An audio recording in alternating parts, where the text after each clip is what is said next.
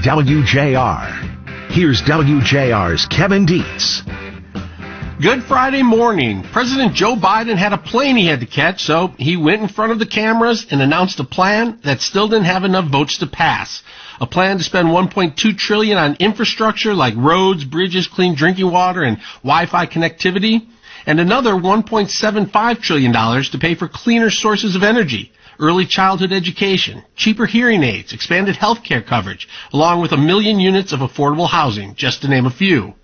He thought he had a deal when moderate Democrats Joe Manchin and Kristen Sinema seemed to be on board, only to find out later that progressive Democrats like Bernie Sanders and others wanted more social safety net spending and said they may vote no on this deal, thus suspending the vote, Build Back Better, and the infrastructure deal.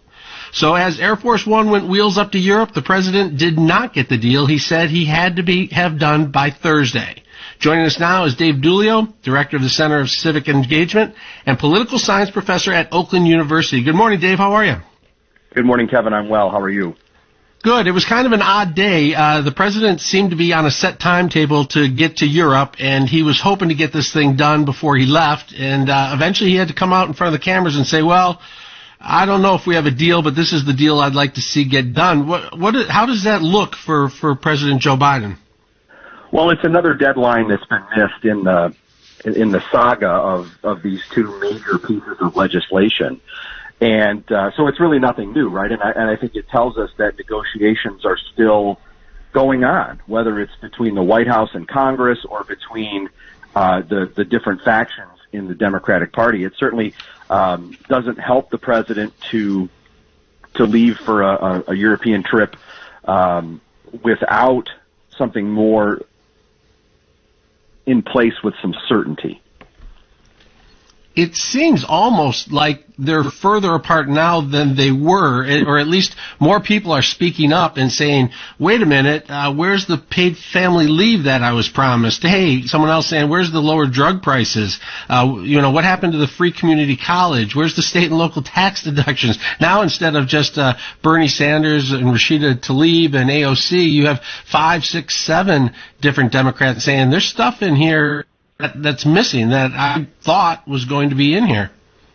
Right, and it's this battle again between the moderates in the Democratic Party, or the more toward the center of the spectrum, and those who are on the progressive left, and the folks on the left were quite pleased with where this was at the beginning, because it was bigger and maybe bolder, and it had a lot of things that they liked in it. Maybe they were the ones who started with the conversation with the White House, and then the moderates come in and start to pare it down, and that makes the folks on the left a little irritated, because they thought that they had something that they really liked. Well, as you and I have talked about before, right? This is life in a very closely divided Congress, where on the Senate side you've got folks like Manchin and Sinema who can and are stopping things, because if Democrats don't have their votes, they can't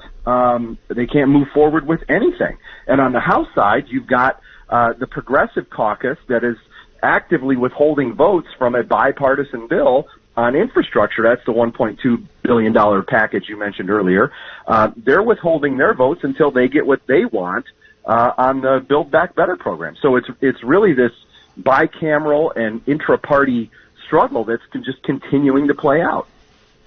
It's really odd, because it looks like the Democrats can't get on the same page, and they can't. But at the same time, they're like, where are the details of this Build Back Better bill? When can we read exactly what's in it instead of just talking in generalities? And it turns out the Build Back Better portion of the thing is 1,600 pages. There's a lot in it that has to be read if you're looking for specific items that you have told your constituents you're going to bring back to your home state, and you're going to demand that it's in there. And so as everybody's starting to read through this, now that Nancy Pelosi made it public, or at least gave it to the Democrats and Republicans, they're finding things that aren't in there, and I don't know why they weren't putting these details out there much earlier. Well, as Joe Manchin said earlier this week, in some comments about the Build Back Better plan, devil's in the details, right? And I think that that's what is holding up, frankly, folks on both ends of the Democratic Party, the Mansions and the Cinemas, as well as the Progressive Caucus, from fully signing on. And the progressives in the House clearly don't have enough detail, because they scuttled the vote last night on the bipartisan infrastructure bill by withholding those votes and saying, we're not going to vote for this unless we know exactly what's in the final reconciliation package. And that's the power that they have with the size and numbers that they enjoy in the House. How often does it happen that something gets voted on that never gets read? It almost seems like they were going to say, all right, let's have this vote, and don't worry about what's in it. We can get to that later. Well, the infrastructure bill that was supposed to be voted on yesterday has been out there for a while. That's the package that passed the Senate with Republican votes. Whether any Republicans in the House support it or not remains to be seen. But to your question, right, that Congress is derided all the time for being slow and deliberative and not getting anything done. But when it wants to, it can move really fast. And that's, sort of what we're likely to see when a final package gets negotiated, I think. But with that speed comes the question of, okay, has anybody read this thing that's thousands of pages long? And I think there's sometimes on the leadership side, what they do is they get a deal, put it in legislative language, and then rush it to the floor before they lose any momentum.